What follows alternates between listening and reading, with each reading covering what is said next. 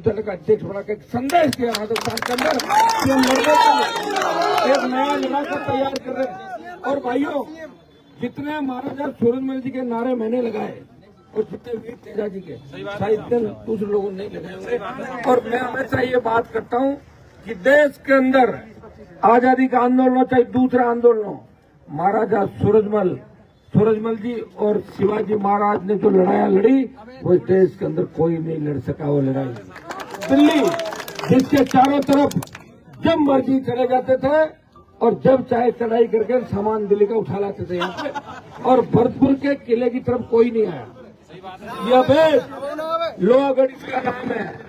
और इतिहास के अंदर हमारे समाज के नेताओं ने इस बात का ध्यान नहीं दिया। 52 से लेके जब ये बीजेपी तो आई थी 80 के अंदर, 52 से 80, 85, 90 के दौर के अंदर अगर हमारे नेता ध्यान देते हैं तो महाराजा सूरजमल की मूर्ति, तमाम जो प्रतिमाएं देश के प्रत्येक महानगरों, प्रत्येक कोने के अंदर लगती और उनकी वीरता की अलग गाथाएं गाई जाती।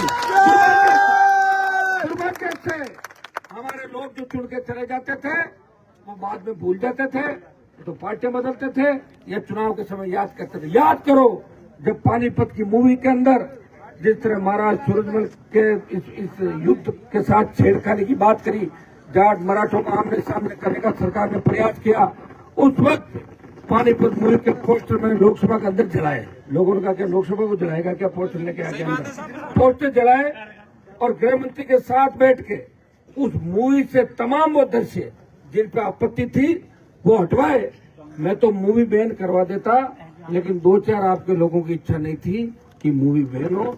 मैं तो मूवी को बंदी करा था, मैं नहीं बनाऊं मूवी, गलत तरीके से बनी। और आप छोड़ो, ये फिल्में बनती रहेगी, जब सरकार अपनी बन जाएगी ना राजस्थान में, चाहे जितनी फिल्म बनाए।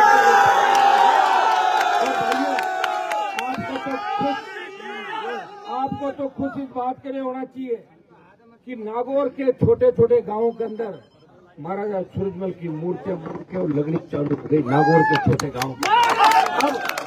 अब बाड़मेर, जोधपुर अपने वाले क्या कोई बात पकड़ लेते हैं फिर उसको छोड़ते नहीं जब तक पूरी नहीं होती। और सुनने एक जाटों ने पहले मैसी ट्रैक्टर पकड़ा, मैसी ट्रैक्टर को बंद ही करना पड़ा, इतनी मैसी ले लिए जगह जगह। फिर बोलेरो, स्कॉर्पियो, फॉर्च्यूनर सारे आपके पास मिलेंगे। अब आपके बड़ी मचमची हो रही कि हाईवे को जाम करे, चाहते हो ना, लेकिन थोड़ा सा क्या हुआ, बरसात ज्यादा आ गई ना, हाईवे तो वैसे ही जाम हो तो जाम लग गया। अब देखो जाम लगे ना, जाम को हम उसमें नहीं करेंगे दोबारा। और सुनिए मेरी बात, अब तुम आंदोलन में आपके साथ होना, चिंता क्यों करें। अगला जब भी आंदोलन होगा, नैम सिंह जी आपने 1 महीने का समय दिया, एक बार बच्चों से वापस बात कर लेना। 21 तारीख से लोकसभा है, सुनिए मेरी बात, 21 तारीख से लोकसभा है। मैं विश्वास दिलाता हूं आपको, आपकी जो छोटी बहन संजना जी को आपने जिता के भेजा, ये पहला जो सत्र था उसमें पहली बार जब एमपी बनके कोई जाता है तो एमपी बोलना नहीं चाहता, वो देखता कि भाई मैं देखूं एक बार पहले कैसे बोलते दूसरे एमपी। ये 15 बार उस मामले को मैं उठाऊंगी, मैंने कहा ऐसा क्या मामला हो गया कि मेरे को तो जब बोलना है लोकसभा में तो सबसे पहले जाट आरक्षण का मुद्दा उठाना है। तो मैं इनके साथ ही बैठा था, आपने देखा होगा, इन्होंने मजबूती से जाट समाज को दिल्ली की नौकरियों में आरक्षण का मामला उठाया। और जाट और जाटव तो हम अलग ही नहीं मानते हैं कि हमारे भाई है जाटव सारे। और हिस्ट्री में चले जाएंगे तो बहुत सी जातियों को तो अलग तरह के लोगों ने वेद पुराण में करके कर दिया हम लोगों को।